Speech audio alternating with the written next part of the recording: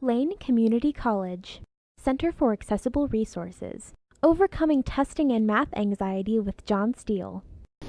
Hi, my name is John Steele, and I work at Lane Community College. For the past 34 years, I've been a math tutor in the Math Resource Center, and for the past 27 years, I've been a part-time instructor teaching mathematics in the math division here. And a funny thing about my past is that I never, ever would imagine myself as a math teacher or even a math tutor, because I suffered from math anxiety and testing anxiety. And so what I want to do today is have a conversation with you regarding a conversation I wish somebody had with me a long time ago when I was first started experiencing math anxiety. And so the biggest piece that I want to share with you starts out with how your brain works. Now, in basic psychology classes, they talk about a brain model that's very useful, and I've adapted that to help us understand what happens in our mind when we're experiencing math anxiety and testing anxiety. Now, just as a note, my approach to solving math anxiety and testing anxiety really falls under the same category. When you find a solution for one of them, you find a solution really that works for both. So I'll just be talking and mentioning the word math anxiety. So in the psychology class or beginning textbooks, you will see a model that's called the fight or flight response model. And what I've done is really taken a closer look and see how it impacts or plays a role in creating this math anxiety that you and I have experienced. But before I get into that, I almost got ahead of myself. For those individuals, I want to put up a overhead of symptoms of what really occurs or people experience during testing and math anxiety. Now, these symptoms are in 4 categories, and they come from a book called Essential Study Skills. It's a book written by Linda Wong, and it's a text that's used in Lane Community College effective learning classes.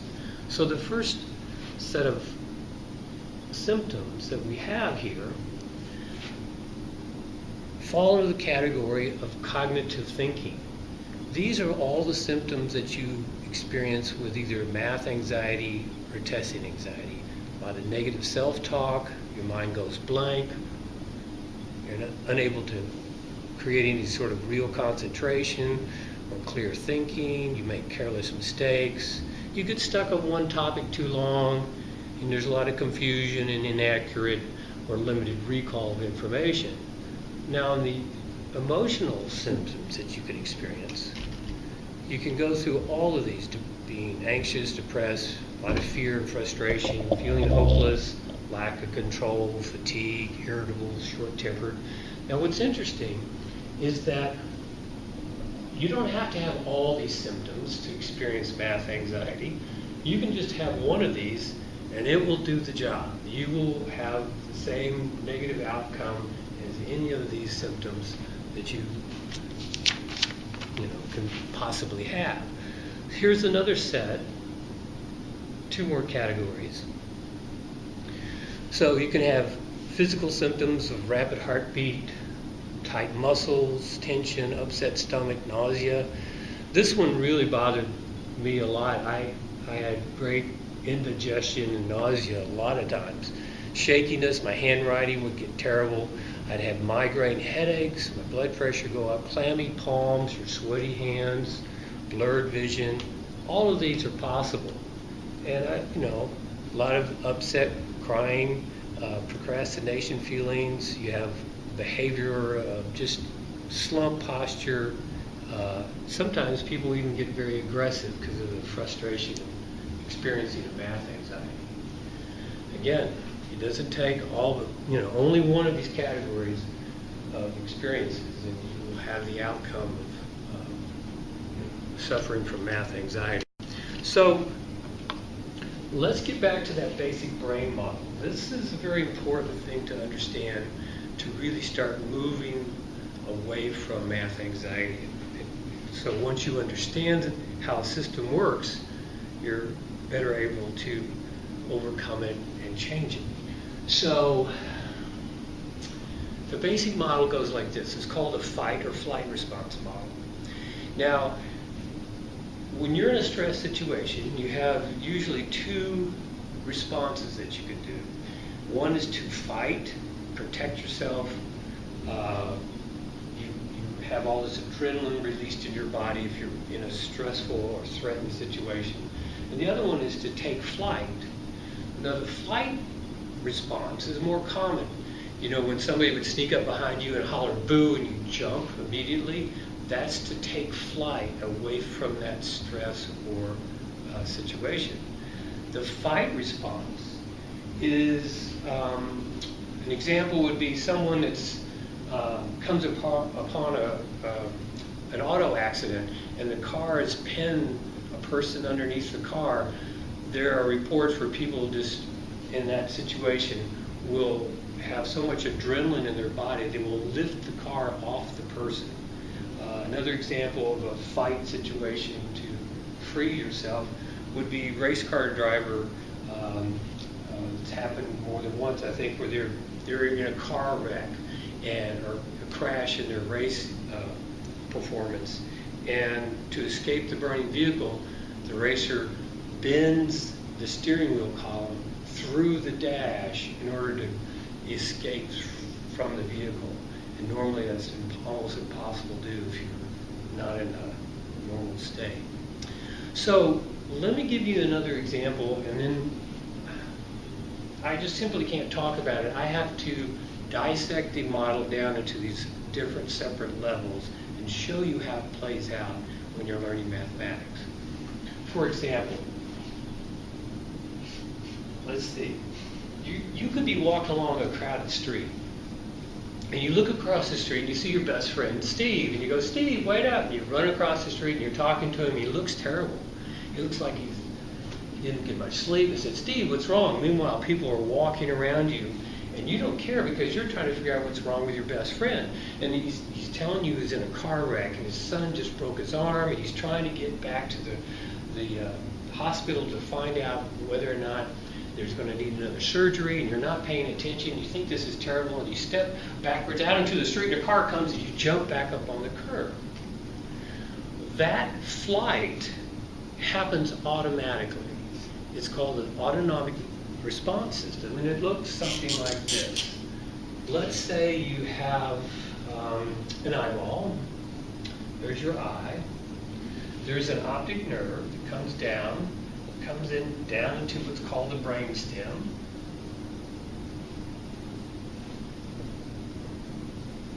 This is what reptiles have. This is all they get. And of course, I'm talking biology here. I was pre-med in college, so I had a lot of physiology, anatomy, comparative anatomy, etc. And so I was fascinated how this brain model started filling in and cross-referencing all the neurons that we studied in those classes. So the brain stem is very primitive. The optic nerve comes down here and makes contact with that. And then there's what's called the limbic system.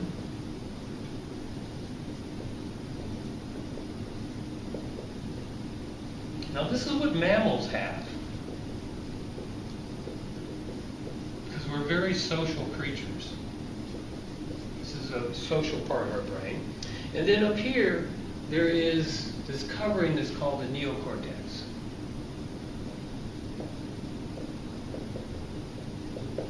And this is a special part of our brain up here that we have as mammals. This is something that is present in whales,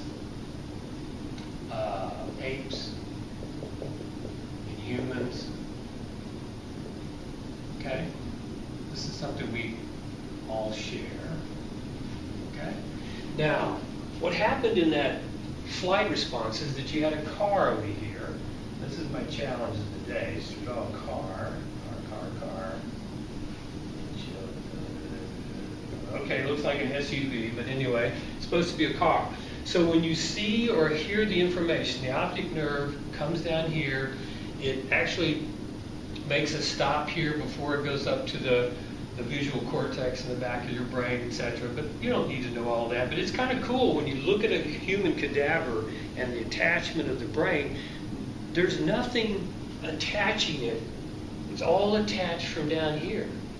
There's no nerve just stringing its way up here. This optic nerve, it comes down along the side of the skull and then embeds itself right through in this area. So what happens is when you see or hear the car, the information goes down to the brainstem, and the first thing it does is it asks this question: am I safe? Okay? And this is a very good thing because you weren't safe. You stepped out in front of the car not knowingly and you immediately responded back. Okay? Now, there's some other parts of the brain. This limbic system is a social part of the brain. I went to a workshop and the researchers said, this is like the junior high part of your brain. And what happens in junior high, this part of your brain starts to develop first before you really start getting developed neocortex.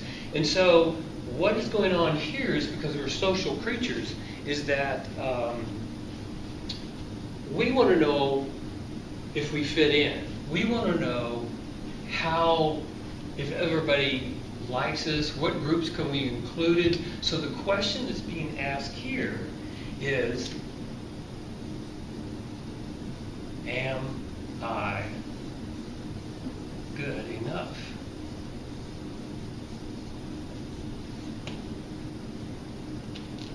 Okay, so what happens is when you see the car, this automatic response, you go to this place first. Am I safe? No, when you jump out. Now, let's continue a little more description of what happens in these parts of the brain. I need to back up here. The neocortex, this is where you think.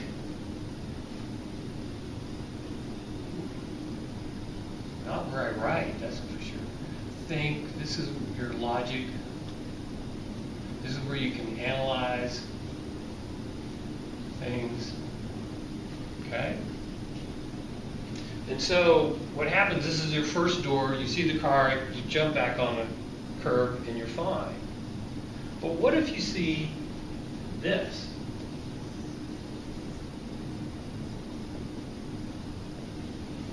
Wait a minute, let me make it better. One of those. And you're sitting here going, oh no, I'm going to die. Right? That's the feeling you have. So immediately you want to not be in the room taking the test. Right? You know that feeling. So if you see one of these, oh wait a minute, then you settle down a little bit, right? And then you say, okay, I'm not going to die. Then you get to this part of your brain because, again, this is the junior high part of your brain. Remember, in junior high, you're trying to fit in. You're trying to figure out where you are in the perspective of all the social groups. And that's why we have games. Games are opportunities for people to have an association, an identity of where they are. So this question comes up. This question comes up whether or not you have the right shoes, you wear the right brand of clothing, etc., etc. So what happens now when you see this, okay, I'm not safe, I don't feel good. But then when you get into the second question, am I good enough? Then you start looking for evidence to answer this question. And so, oh my gosh, am I going to be good enough to pass this test? And what do you use for evidence is this.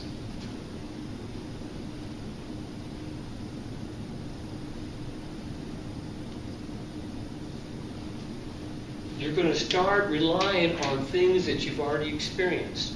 You're going to rely on things that will answer that question, and they're most likely the easiest place to go to is, well, I make a lot of mistakes in math. I don't know how to do these things. I make a lot of mistakes, so therefore I'm not good enough. I'm not going to do well in this test. Game over. I lose. And you're done. And your brain starts shutting down. you haven't even gotten up to this part of your brain yet, because you've answered this question with this and you've made a decision. And it's really subconscious because, well, I'm not good enough. Look at all those homework mistakes. I don't understand this. Everything's going badly. So now we need to think about how we get up here. Actually, you can get up here, and we'll talk about it eventually. But right now, we're going to take on mistakes. But to ease your mind is that you want to, curiosity.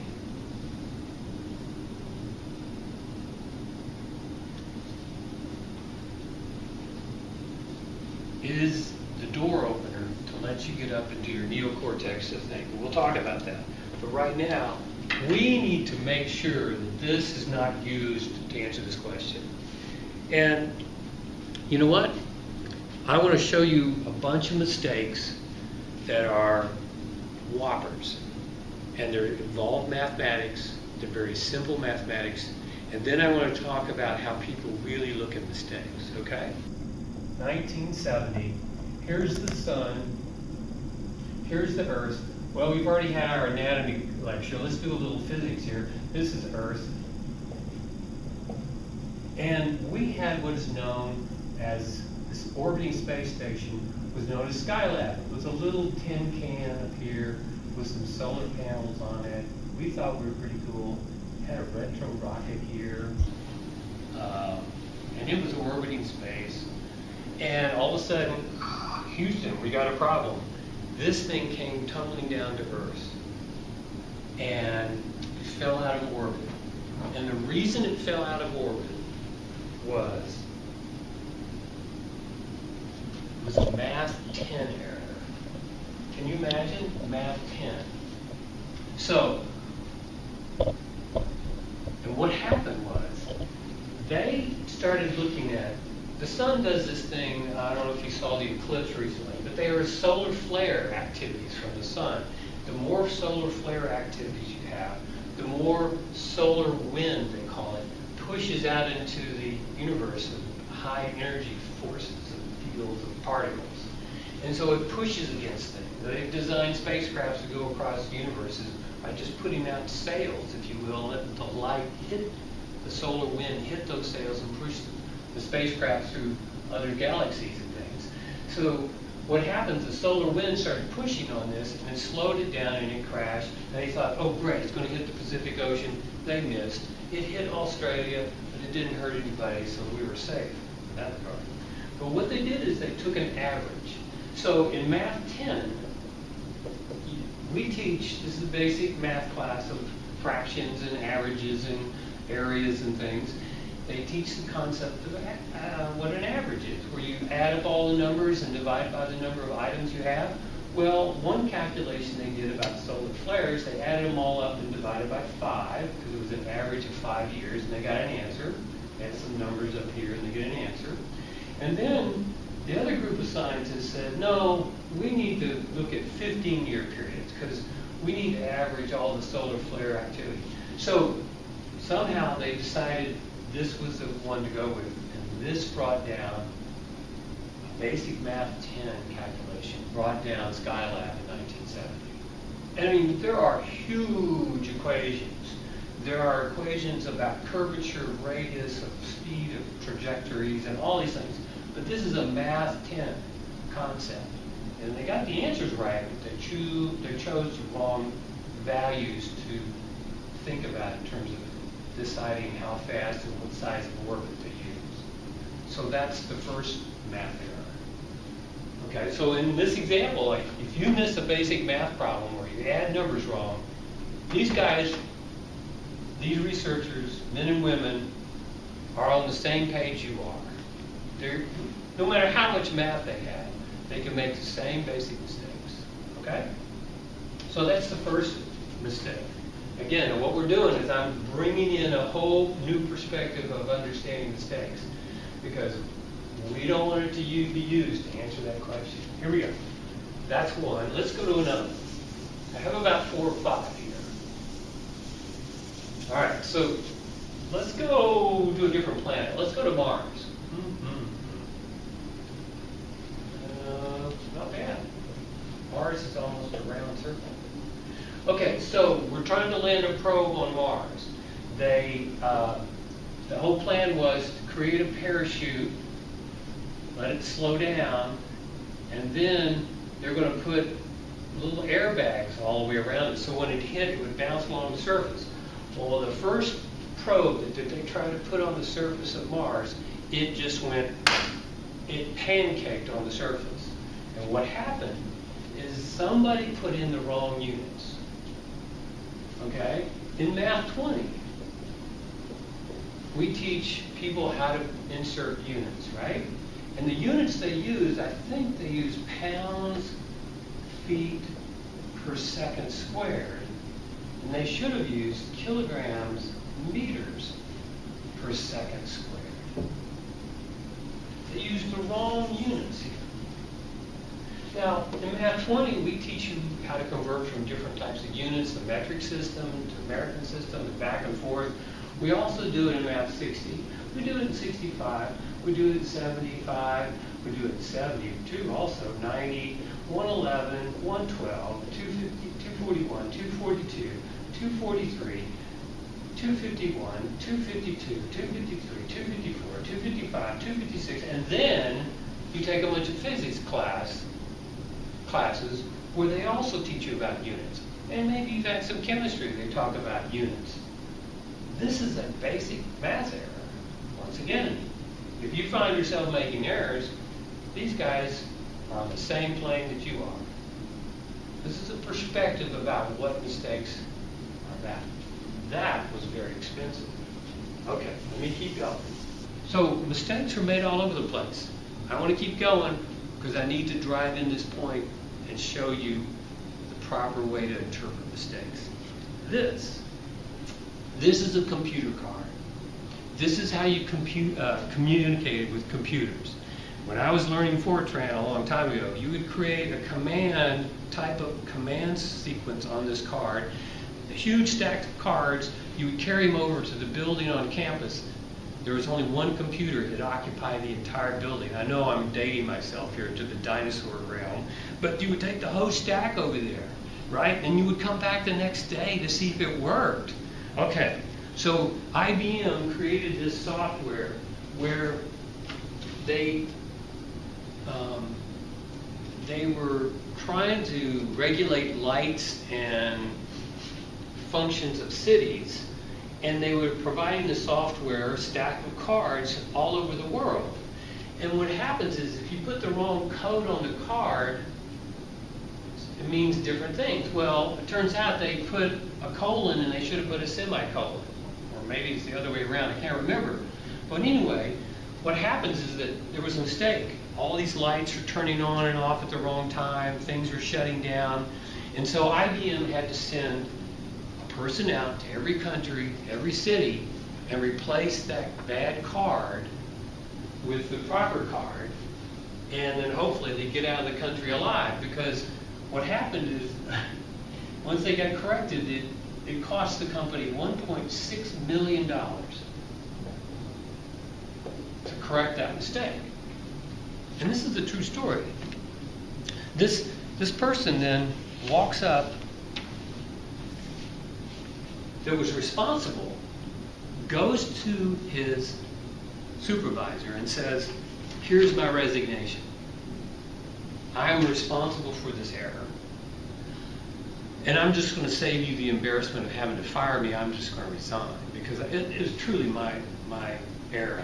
I should have caught that."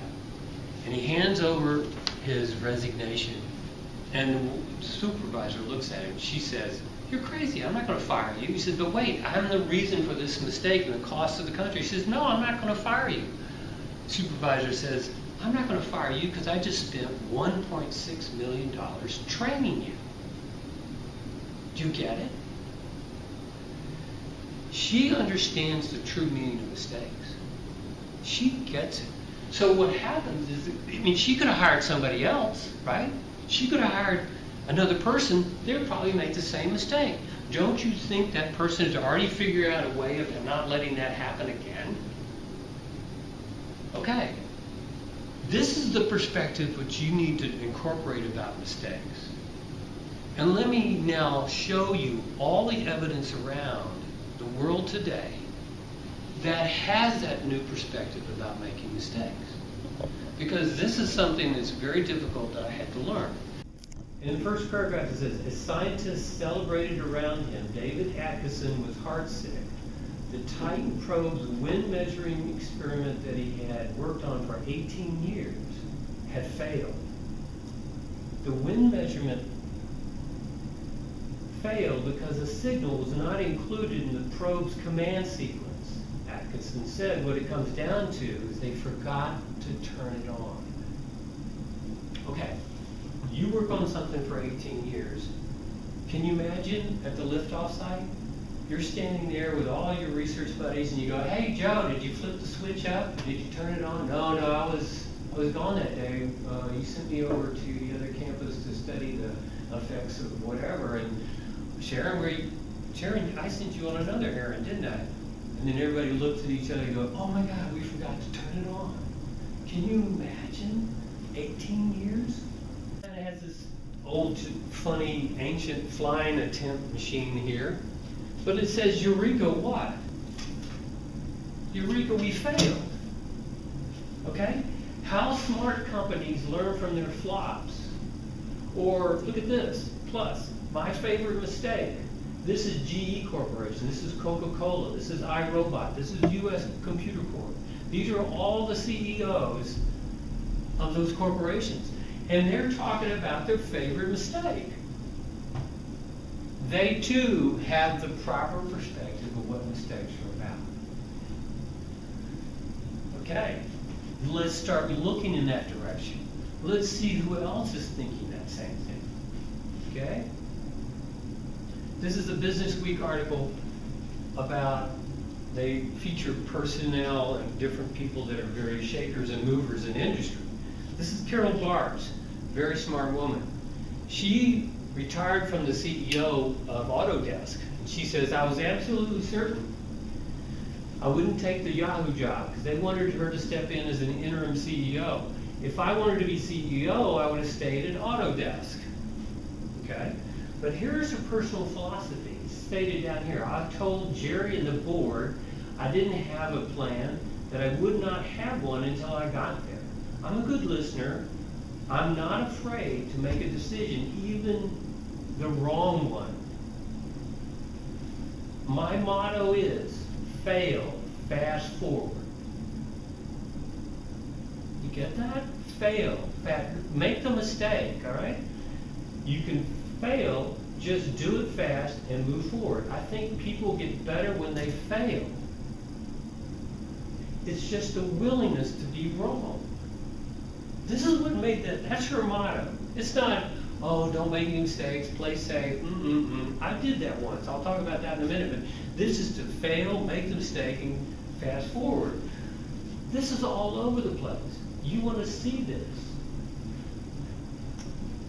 Google's Vint Cerf, he's one that actually devised the internet. He's advising UCLA engineering graduates, don't be afraid of failure. Somewhere in this article he talks about go out and make the biggest mistake possible. All right? It's just all over the place. You can then, how does Facebook stay ahead of their competitors? Facebook will change part of their software. They'll test it out in a small part of the country, knowing that it's probably going to fail. And if it fails and everybody gets frustrated, they offer them free gift certificates. And then what do? They fix it and move forward. That's how they stay ahead of the competition. It's everywhere you look. So when we get back to this diagram, and you're trying to use mistakes as a way of answering this question, that is not the appropriate understanding of what mistakes are about. Mistakes are like opportunities of wisdom. You're not going to use this. This is like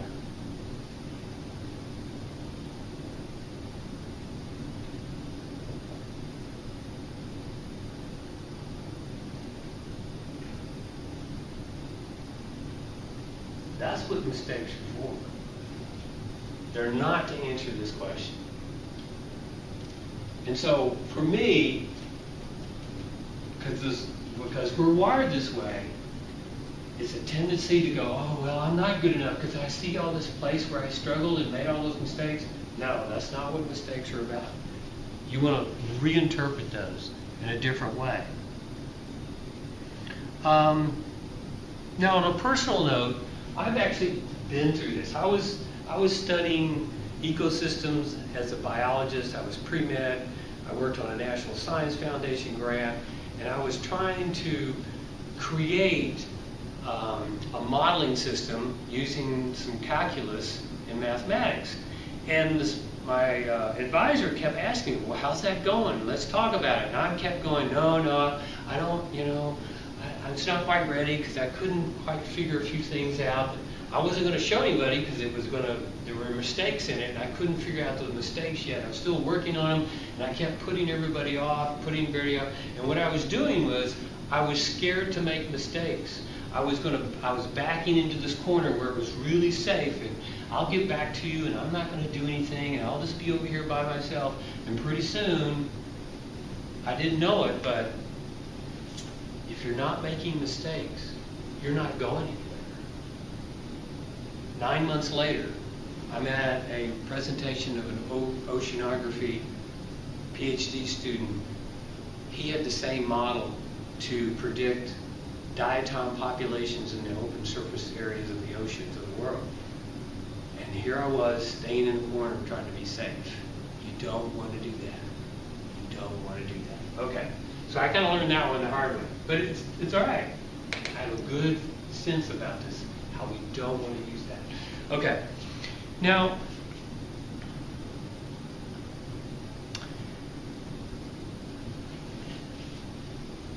sometimes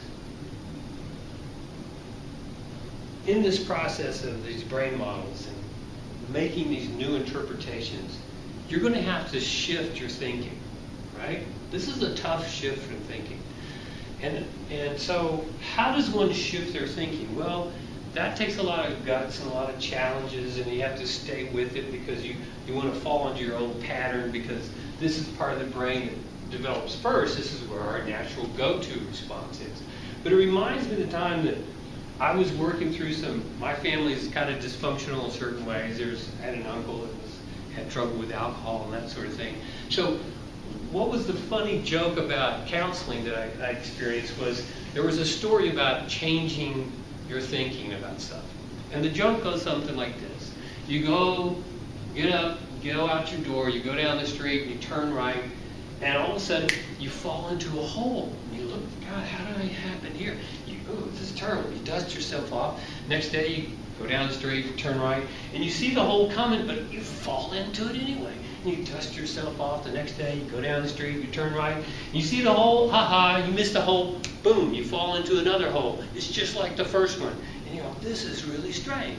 The next day you get up, walk down the street, you don't turn right. You keep going straight.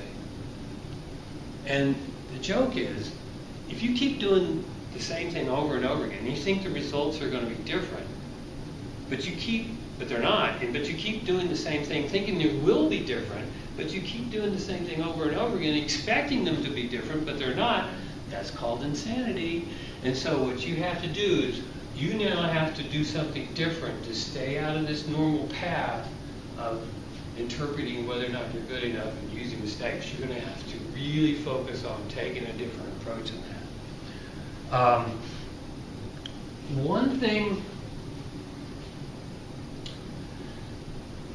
One thing that affects mistakes and the misunderstanding mistakes is how we make them in the beginning. So now I want to talk about what's behind this. Okay, again, I'm peeling back the layers. Used to bother me so bad.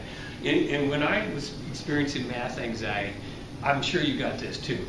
You got this phrase, ready? Oh, relax. It'll be okay. You just need to relax. Right? And then what? That's all they told you. They didn't tell you how your brain was working. Or the other one they did was this. That's okay. Everybody makes mistakes, right? It's okay. And to me, it was almost like frustrating. Well, show me the way, or give me more of an explanation. And the other part of it is like, it's minimizing your experience, right? It's like it's feeling terrible inside, but somebody's giving you this little tiny Band-Aid to solve your problems. You know, it's sort of like, oh, just make sure your pencils are nice and sharp. You'll do better on the test. Like, oh, give me a break. Okay, we need to dissect this thing out. We've gotten pretty far, but now let's take on what perpetuates or enhances those mistakes.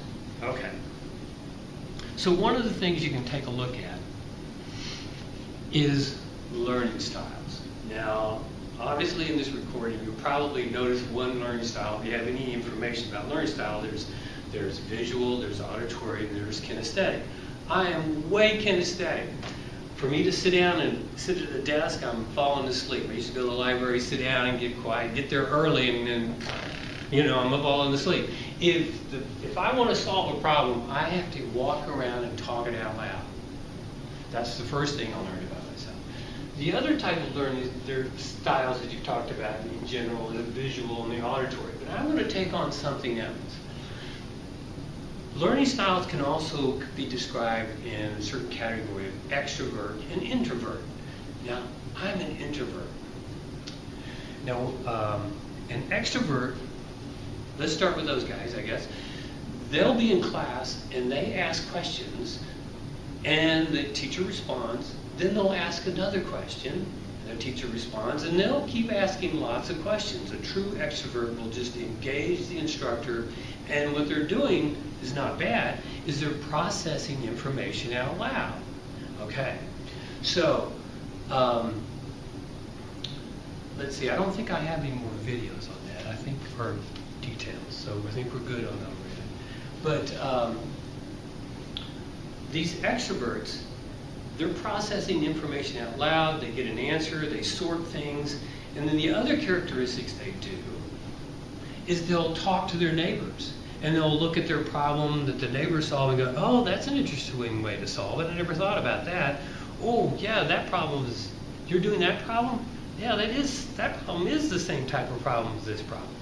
So what happens is that they're gathering information, collecting information, and it's a lot of information. And that's very useful. They're seeing different types of problems being solved, different ways of solving it. Meanwhile, I'm an introvert. I'm not in the middle of the class up front asking questions. I'm along the sides. And you know what?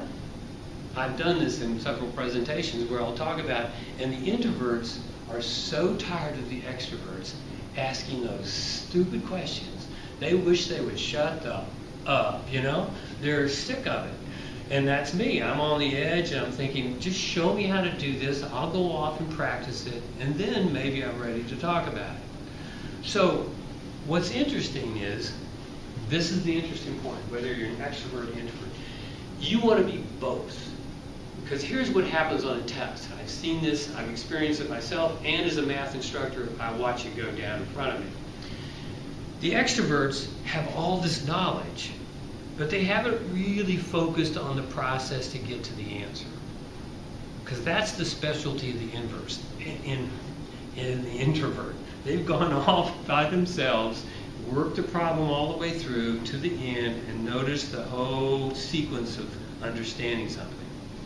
The extroverts, they have all this knowledge, they start in, but they can't finish it. They mix the steps up, they get confused. So the plus side of the extrovert, they know all the different approaches to use. The minus side of the extrovert is they can't get to the answer. Meanwhile, the introvert has worked this one problem very well all the way through, but when it comes to looking at a problem that's slightly different, they don't recognize it. I'm like, I think that's the same thing. Maybe not. I'm not sure. And that's when they start to crumble. So the philosophy is that you need to cross-train your brain. For myself, I had to go out and force myself to be an extrovert. And if you're an introvert, or if you're an extrovert, you need to force yourself to be more of an introvert. And here's an example of that. I went back and got a teaching certificate in advanced mathematics at the University of Oregon to teach K through 12. And I had to take this algebra class. It was abstract algebra. And oh my, the book's this thick, there's no numbers in it, I'm going to die. Because when I got home, I leafed through the book, I'm an applied person. I like numbers to figure out answers to things. There's symbols and letters. So when I get to the first homework assignment, I can't solve it. And I'm like, oh man, this is going to be tough. I know what the writing to the wall is on this one. And so at that particular moment, I decided it was no longer a math class. This was an acting class, okay? And in the acting class, my role was to be an extrovert. So that night, I had to sit down and come up with questions, thinking like an extrovert. Well, let's see, what kind of questions? I wrote all these questions. I have about 5 or 6. Oh, I'll select these 2. And then, so I had to go early. I had to sit up front. And I'll never forget that day. The instructor comes in. His name was Sergei Yubinsky. He was Russian. He's a really nice guy. He has this funny demeanor. So he goes, okay, class, do you have any questions? And somebody raised my hand. I don't know who it was. And he goes, yes, and what is your name? I said, what's not my name? My name is John Steele. And he, haha, that was supposed to be a joke, but it went down really bad on that one. So I said, okay, gee, I did my homework. And I couldn't say, oh, I just don't know how to do number 1. I wasn't going to fly in this college upper level math. I was going to have to give them a reason. And I said, oh, we have things that shape like this, and you said I can make this out of them, but now you're taking these guys and you're saying, oh, I can turn them into that? Well, this is in contrast to the story or the property or theorem that I understand, blah, blah, blah, blah, blah, blah, blah. And he goes, very good question. And he solved problem 1. Of course, I had a lead up to the next problem. And after 20 minutes, he says, well, Mr. Steele, I see that you made me finish all the homework. Tomorrow, class, we'll start out with the lecture. So I'm leaving the classroom. 2 people grabbed me from behind, and I packed and turned me around and said, keep asking questions. Man, I was so confused. I'm so glad you asked questions. And I pointed my finger at him. I said, you're taking Monday, you take Wednesday, and I'll do Friday. And the 3 of us survived that class just barely. But I had to approach it like I had to do something different. Was I going to walk down the street, turn right, and fall in the hole again? No way, man. I didn't. That's enough. I'm done with that. I had to try something different. I had to be an extrovert. Now, I want you to really examine where you are on that spectrum. You can be both extrovert and introvert, but when you come to looking at math, you might want to start looking at that. Okay, so what filters in on this is learning styles.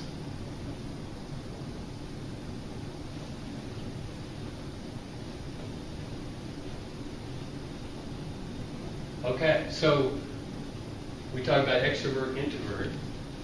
There's another learning style. And for me, when I watch people and myself, my own personal experience is that big picture people, perspective learning styles, they could care less about steps. When I'm teaching a class and I start in on the steps to talk about how to solve something, these people go to sleep. They are not interested in the steps. What they're interested in is why, what is it good for, and when am I going to use it? I don't want to know anything about steps. Okay? So, just like the other experience, as soon as I talk about this, these people fall asleep. Okay? Now what you're going to find out is, once again, you need both types of learning style when you study mathematics. Let's take an example in math. Let's take the F word, fractions. Now, I don't know what you were thinking about, but fractions. Let's say you're adding or subtracting fractions. These people want to know, why do I need to know how to add fractions? What are they good for? And so I make up a story to give it relevance so they buy into the system. And this is good. Say you're working for a printing company, and you have those new printers now with ink tanks, and the boss says, we got a big job coming up. I need to know how much blue ink I've got in the back. Because John goes back there, and he grabs a new bottle, he pours some, and he sets it back, and every time he goes back there, he grabs a new one, and you've got a bunch of partially filled bottles. Find out how many blue inks are back there. So you go back there and you go, okay, this one's half full, And then this other one, oh, it's 3/4 inch full. Well, see, this is the third full, and then this is the fourth, et cetera, et cetera. And so you go back to the boss, you have this huge list of partially full bottles, and you have to now add these fractions up to find out how many full bottles, because he knows what he needs for the new job coming in, because he may have to order more. So this is why you would need it, what you would use it for, and when would you do this. Meanwhile, the sequence people go, hey, get away from me, I don't want to know that. What's the first step? Oh, to add fractions, you need a common denominator. Okay? And then the steps proceed onward. Multiply top and bottom by what you need to create the common denominator, add or subtract the numerators, and then reduce, da-da-da-da-da-da. So here's what happens on a test. On a test, a person encounters a problem. And I'm a sequential person. So I'm sitting there going, wow, do I multiply or divide these? Or add or subtract those fractions to solve this problem? If I knew which one it was, I know the steps, I could do it. So I'm stuck, right? Meanwhile, the big picture person goes, oh, that's division. Let's see, division. Do I need a common denominator? They have no idea about what the steps are. Do you see how you can fall apart? This is something I was experiencing. I knew a lot of steps and procedures, but I didn't know when to apply them and where or what they were good for, et cetera, et cetera. So what happens, you want to have both of these perspectives when you're studying mathematics. Start to look at that and kind of question yourself. Take a look at how those learning styles affect this experience of mistakes and the influences of those acts of wisdom. It's very powerful. What else can I tell you that impacts the understanding of mistakes? Because, again, if we were to walk away at this point, you would have an understanding of how your autonomic response system works. Ask the question, am I safe? Then am I good enough? And you know how mistakes are not useful to answer that because they're opportunities for wisdom. And we know about learning styles. But we could be doing all the learning styles and getting them right, making this new understanding of mistakes, but there's still one other thing that you're going to be challenged by. And it's this. When do you really know something? All right? I study my brains out and I'll walk into the test. I remember doing this several times and I open the test and it's like, it's Greek. I don't know anything on that page. It just doesn't look familiar. I go in blank, right? When do you really know something? Now, in med school,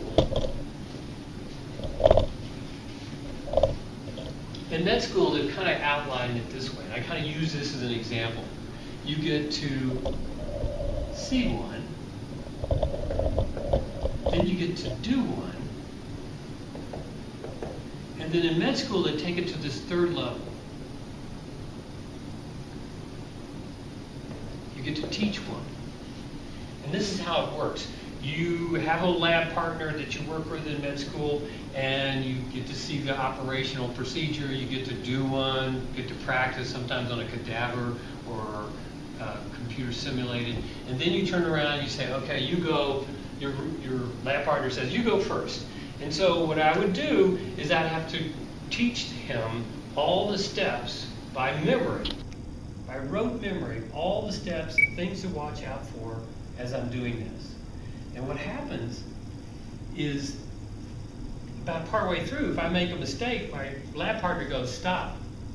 You just killed the patient. Start over. And then you would try to do it, teaching again from memory. And then you would take turns, and it would be his turn to do this. So what I'm suggesting is when you study mathematics and you're reviewing problems for the test, you need to get to the point where you could teach it to someone else. You need to be able to understand the information so succinctly that you can teach it.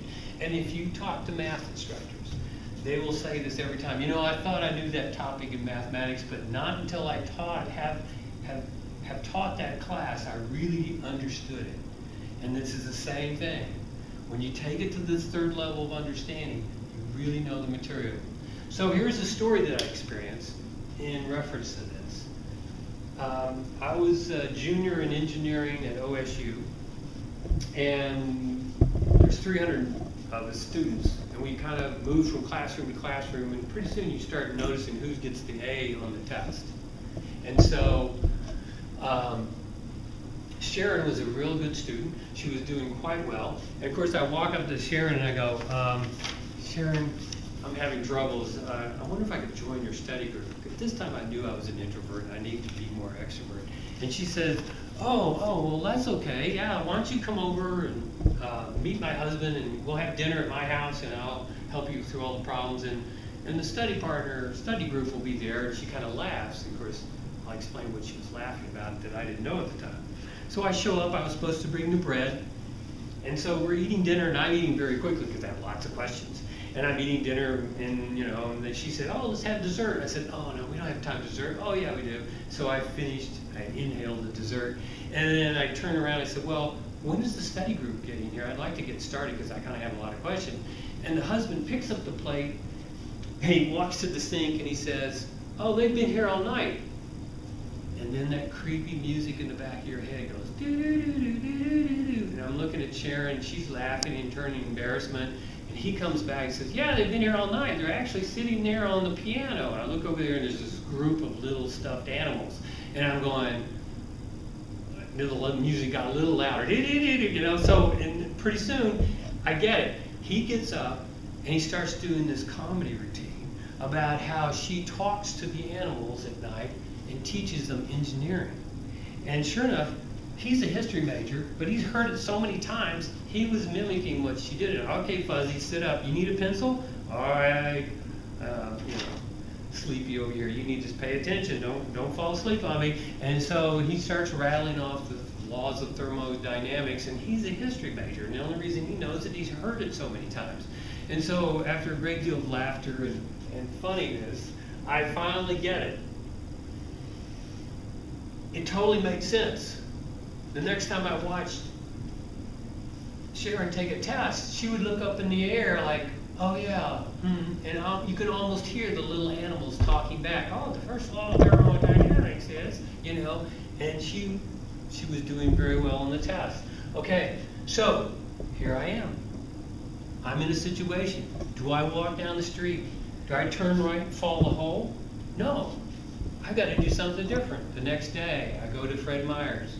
I buy myself a stuffed bear. I forgot it this morning. I still have it.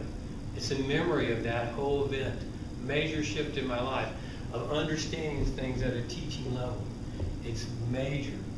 So this is how I determine whether or not I have something. If I can't recite it back from memory, what a lot of students do, well, I studied really hard, but they looked at the problem and, oh yeah, that's how you do those, and then they do about 4 or 5 of them. You've got to be able to do it without getting any kind of prompts in order to reach this third level of understanding. Okay, so what makes challenging is when do you know something?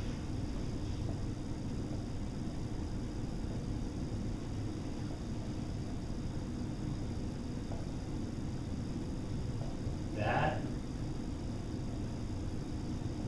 impacts your experience around mistakes. Because if you don't have it, and you do a bunch of big mistakes, it really forces you back into this old pattern, doesn't it? Okay. All right, now,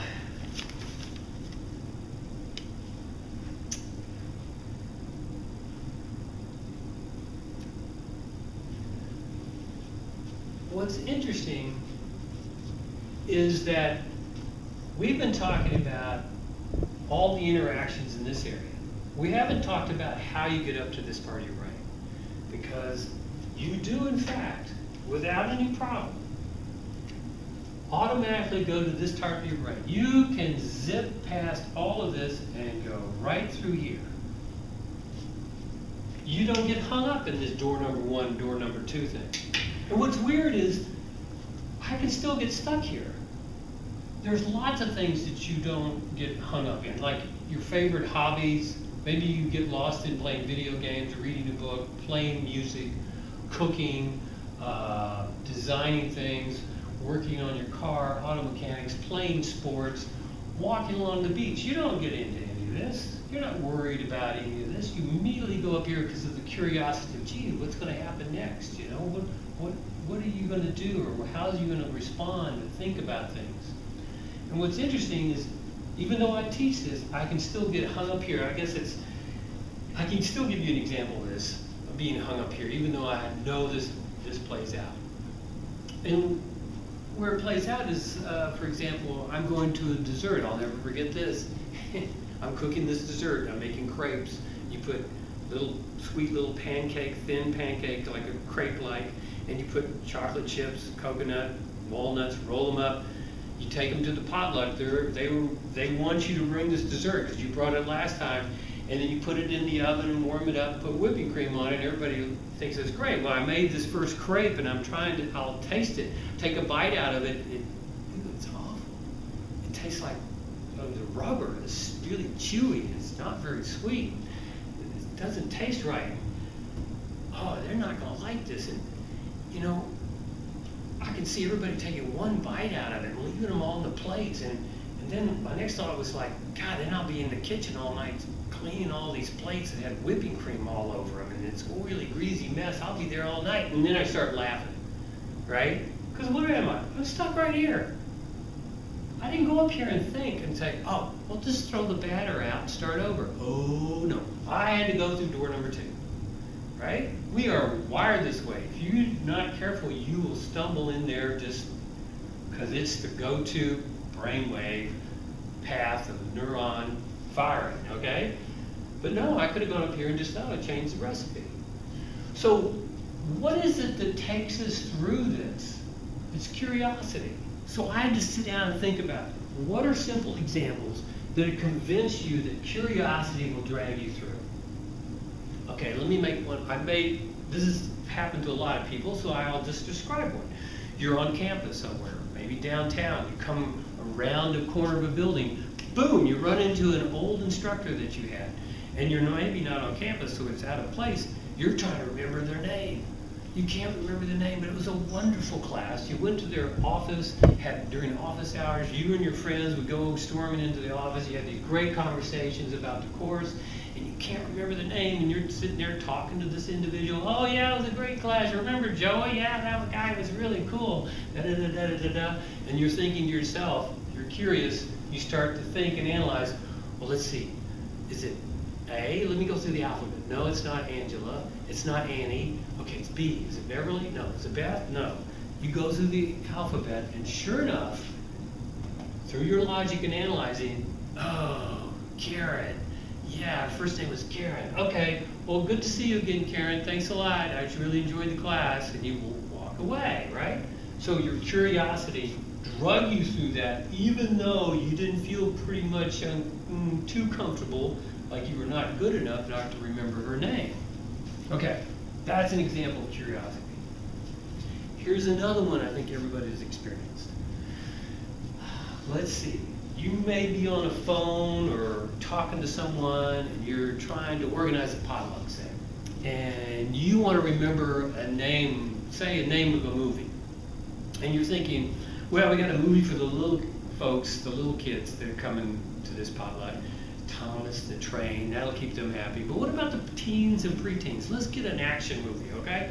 So you're thinking, oh, let's use Jackie Chan, or with Owen Wilson in it. Yeah, it's over in England. It's a great, funny movie. It's pretty good action. You can't remember the name, so you say to this other person, gee, I wish I could remember the name of the movie, but I tell you what, I'll text you or I'll call you back as soon as I get it, and you let me know if you like it, we can think of something else. Okay, goodbye. And then what happens? Time goes by, and then all of a sudden, boom, you remember. Now think about this. This is amazing. You weren't thinking about it at the time. Out of nowhere, you get the title of the movie. You weren't, it interrupts you. whatever you're doing, it interrupts your thought and inserts the title into your memory or brings it to mind. And it can be so powerful, it's like I could be at work and I go, oh yeah, Shanghai Nights. And my coworker goes, John, you need a little break right now? You know, so it interrupts you. Now, I don't know how cool that is because you didn't expend any energy trying to remember it, right? It just comes to you. So check this out. The next question is, who's in charge? You don't know what's going on, all of a sudden it interrupts you. Are you in charge? Well, the answer to that is yes, you are in charge, because remember, what you said over the phone was, I wish I could remember the name of that movie. So it's like this committee of voices or thinkers in your brain going, okay, we need the name of a movie, let's go out and find it. Okay, everybody, start looking in the drawers, and they start going behind doors, looking through behind shelves and everything, and finally, bingo, I got it, and then they tell you what the movie is. So when I was describing this in a seminar talk in the women's program here at Lane, this woman raised her hand and says, oh, I do that all the time. And I go, really? She goes, yeah, I call that my reference librarian. I'm going, tell me more. She goes, yeah, you can use this is great. I said, well, what do you mean by reference librarian? She said, if you can't find a book, what do? You go to the library, you can't find it in circulation, you go to the reference desk. And you have to sit there and wait for it. Oh, waiting for it to come back to you. Yeah, and you don't know how long it's going to take, right? Yeah, it's sort of like waiting and waiting. But what do you do in the meantime? You look through your grocery list, you can take out a book and read, you can study some other homework, because you know she'll come back to you. You have to trust the process. And it works for me all the time, this lady says. And I say, that's very cool, I like that. And sure enough, that's the philosophy what people have told you. When you get stuck on a problem on a test, put a little mark or star on it, finish the rest of the test, your subconscious will organize the information, that other information will be filled in. If you trust it, it comes back quicker, and all that sort of thing. So that curiosity and almost letting go of it and letting your own mind go dig up the information is another way of getting to the top of this brain. Okay. What are some other things that you naturally do to get up there? Well, you start looking at other people that think and analyze and have a great deal of performance. And what comes to mind are professional athletes, people that get up in front of large audiences and sing, you know, the national anthem, dance performers, singers, professional athletes, you know, people participating in the Olympics. They have this process that they already naturally do. They get their head into the game. They don't sit around wondering whether or not they're going to be good enough. No, they want to think about all the things they need to know and visualize this piece of how it's going to happen. And this thing, I'll just refer to this as visualization, the power of visualization. Because what they're doing is they're visualizing these scenes, they're playing these scenes out over and over again, and they're creating a scenario where they're going to be successful. So let's talk about the power of visualization.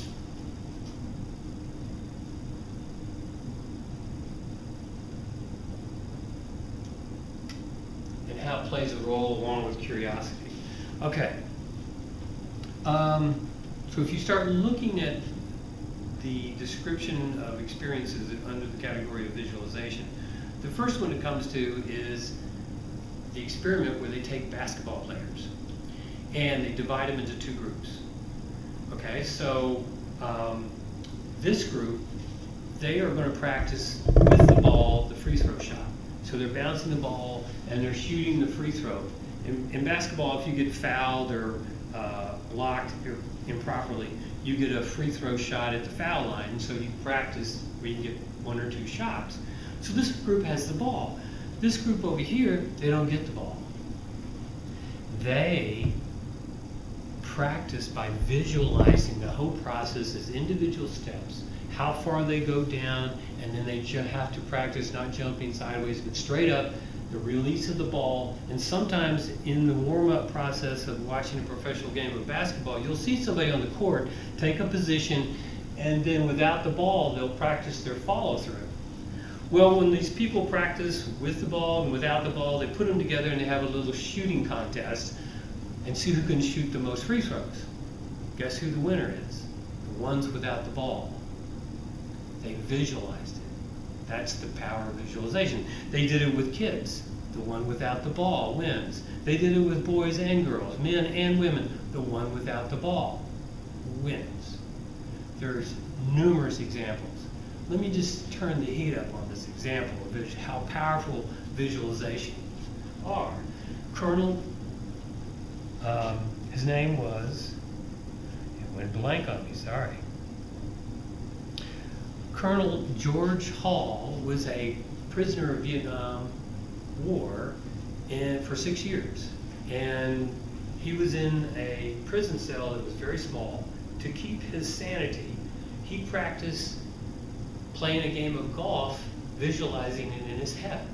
Every day he played a game of golf, visualizing all its certain different conditions. It could have been a slow green because it rained the night before, or fast green because it was dry conditions. And he did this over and over. So when he was released after the war, he'd lost about 100 pounds. He was doing physical therapy, had 2 canes.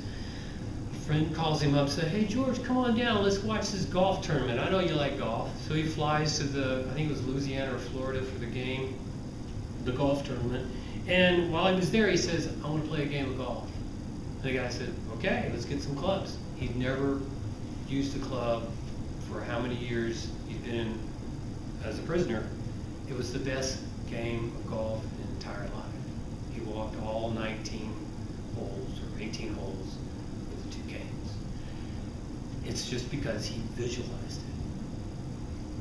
it. Okay, the power of visualization. What are you seeing? Are you going to see yourself and how you see mistakes? This is the one that I stumbled across. Because I tell you what, you don't have to believe anything I'm telling you. I want you to go out and find your own examples of how this model works. Because what I found is the more I look, there are more examples of how this model system works. And this power of visualization is also a very big piece. This was in the 2000 Olympics, and it was on at 1 o'clock in the morning. And it was on at 1 o'clock in the morning because Laura Wilkerson was 15th in the world on 10-meter platform diving. She was not supposed to win. Platform diving is where you go up a ladder 10 meters, which is, meters about 3 feet. You get on this platform up here, and from here you dive into this pool. Okay? And the interesting thing about the story is she had a broken foot the summer before. Okay? And as she went up the ladder, she had the cast cut off early, so the bone wasn't quite healed. She put a shoe on one foot, on her right foot. She would go up the ladder, take the shoe off, throw it down, and then do her dive. And the reason for that is that her foot hadn't quite healed. She was 15th in the world. She wasn't supposed to, really advance very far. So they didn't put her on prime time. They broadcasted it at 1 o'clock in the morning. So I couldn't sleep. I turned the TV on, and there was this event happening with Laura Wilkerson going up the ladder, taking the shoe off, dropping it, waving to her family in the crowd, and then going out here on the edge and taking a dive. All of a sudden, she's getting better and better. And what happened was she went up here, did the whole routine, and her dive was perfect. There was no splash. All of a sudden, she got perfect 10s, and every single judge, I've never seen it before, the crowd goes wild, particularly when there was no splash. From 30 feet up, I don't know about you, I've jumped off things, but 30 feet, ooh. So all of a sudden, broadcasters, they don't know what to say about Laura Wilkerson because usually when you're number one or number two in an event, they know what kind of car you drive, what pet you have, who your girlfriend or boyfriend is, and where you live, and all that sort of stuff. And they were talking to each other. Well, tell me more about Laura Wilkerson. Well, it turns out she had a cast on her foot, but other than that, she comes from a small town of blah, blah, blah, and that's all he got. They didn't know it. Meanwhile, the competition is going on. The first place and second place are getting a little nervous, and all of a sudden, she needed one more dive and needed to be perfect to get the gold medal. She needed another string of perfect 10s to push her over the top. She goes up the ladder. She takes the shoe off, drops it down, waves at her parents in the crowd. They go nuts. And then when she stepped to the edge, it was like pure silence. They have a sprinkler system that they use to spray water out here, so because it's clear water, so it helps the diver see how far down the water is. So it gives them, not an optical illusion. So when they got quiet, and everybody got quiet in the announcer's booth, it was so quiet, you could hear the spray machine. And they're like, 100 feet away. You hear this in the background. She gets up there, crowd goes quiet. She does this dive, no splash. The crowd goes nuts. Everybody goes nuts. She gets perfect 10s. She gets the gold medal. And they were just unbelievable. I couldn't believe it. So I'm watching this, and this newscaster comes up to her and says, "Gee, Laura, that was pretty fantastic. I mean, you had a cast on your foot for most of the summer. How did you prepare? You had so little time to practice your dive." She said, "Well, I've changed into my bathing suit every day and sat by the side of the pool and visualized it." And I immediately went, "Oh my gosh, this is perfect. This is exactly someone very successful using visualization." And she says, "Yeah, I just went over and over my head and broke it down into fine details, like she's teaching herself, right?" And of course, the newscaster wasn't going to fly with that. He said, no, well, that's great. But wait a minute, this is the last dive. You knew you had to have a perfect 10 in order to get first place, right? So, what were you thinking? It was that last dive. You knew it had to be a perfect 10. And she said this. This is where I'm just totally amazed by this. She said, "Well, I knew it was going to be my dive. And however it turned out, I knew it was going to be good enough." I fall out of my chair, right? Because that's the question in this brain model is, she knew that this was going to come up as an issue. That the question, am I good enough, was going to be present during her performance, and she had already answered that question. She already knew it was going to be good enough. So it's very powerful. I encourage you to look at other examples and see how they fit into this model and learn from other things around you that gives you an idea of how your brain works and what can you do to move yourself in a better understanding of learning things, particularly mathematics. So here's what I do. A lot of students take this information, and it's quite a bit of information. They study it, and they move on, and they do quite well. Some students want to go a little deeper. And so I've worked with students on an individual basis, and if you want to do that, you can find me at LCC, and we can set up a time and work through that process. But here's what I do. Visualization is so powerful, and to get into this part of the brain, you naturally get there by doing activities you enjoy, right?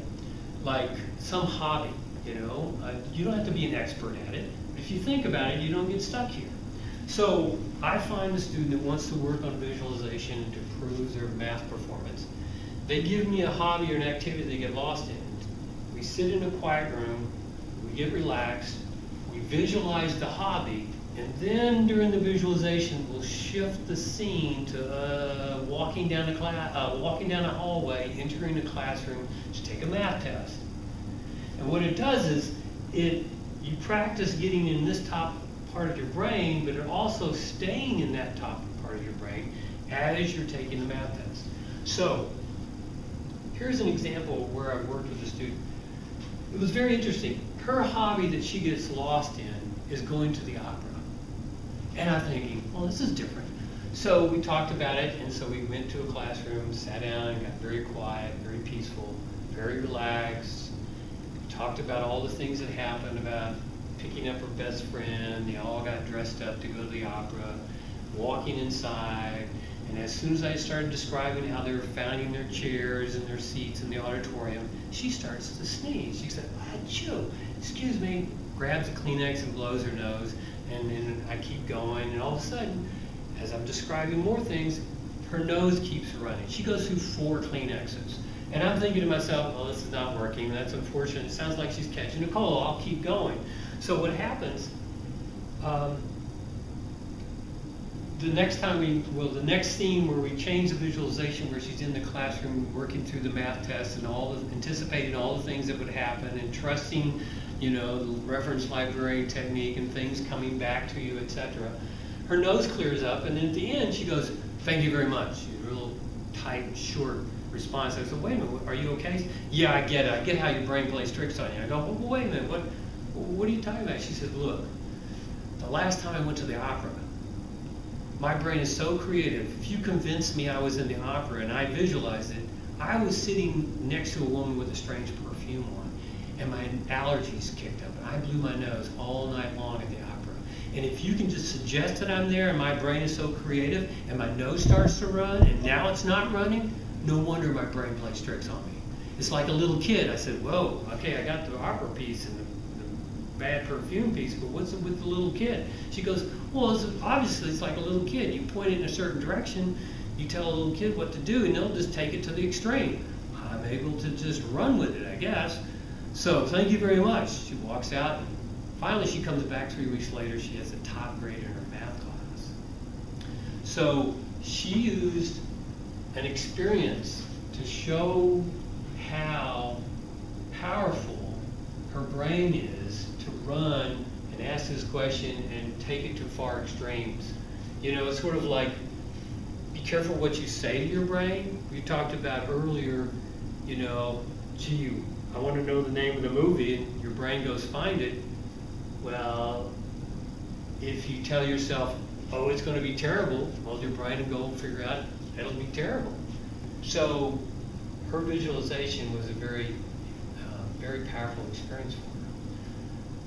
One more example, and then I think we'll be done, is I was working with another student, and it was very interesting. This person already had a skill set to get up here, a coping mechanism. She was from military experience. Her dress was perfect, her hair was perfect, her whole body was very refined. She was from military. She had, all this military experience. She'd also been chief of police in a small California town, and she was having trouble passing math tests because she would get so anxious. And so when I'm talking to her, I said, "No, wait a minute, you've been in the military, you've seen battle scenes and people being killed, and you've been chief of police, and you've looked at murders and people, body parts and blood everywhere, and you're telling me you're having trouble taking a math test?" And she goes, "Yeah." I said, and I feel embarrassed by it, and I said, no, I totally get it. It can be very powerful. So how did you cope with, as chief of police, you must have saw a lot of, bad stuff. And she goes, and there's this pause, and then she had a slight smile on her face. I go, "What?" She goes, "Well, it's nothing." I said, no, it could be something interesting or important. She goes, "Well, I'm the chief of police, and so when I go to a crime scene or when I have to go before the city council, I'm kind of nervous, but it has to be done. The job has to be done correctly, so I have to, get centered and focused, get my head into the proper space." And I said, "Well," I asked her, "What did you do?" She said, "Well, I would do my nails." I go, "Okay, you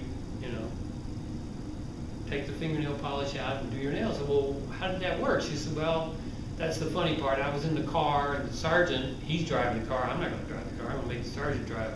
I'm the chief. but I have the nail polish between my knees, and he's hitting every pothole in the city while I'm trying to coat my nails. It's sort of a game. He's trying to rattle me, and I'm telling him he's not going to ruffle my feathers, no matter how many potholes. It was a little game we used to play. And then she stopped and pauses and goes, I get it.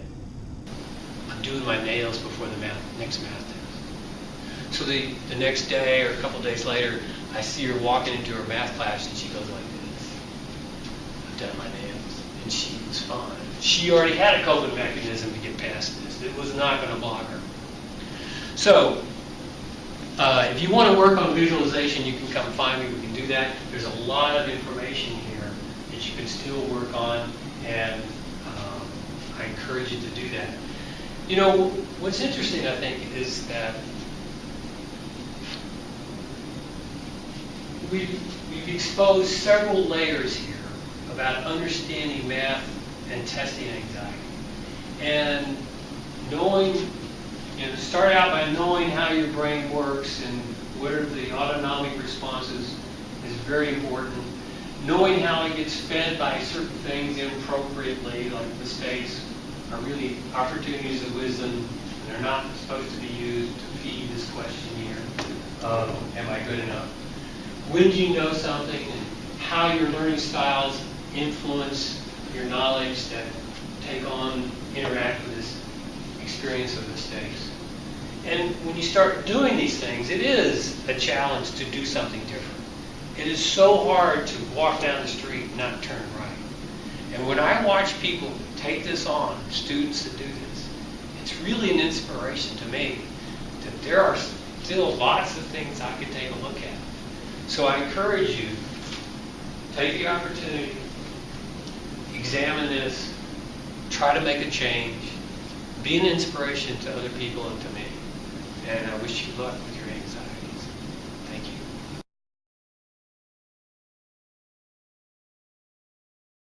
I'm writing a book, and it's about 6 chapters, and actually 8 chapters. And what I do is I do this whole description again, but I have a lot more examples. I talk about examples in all my areas of different work experiences of how it feeds into this basic model system.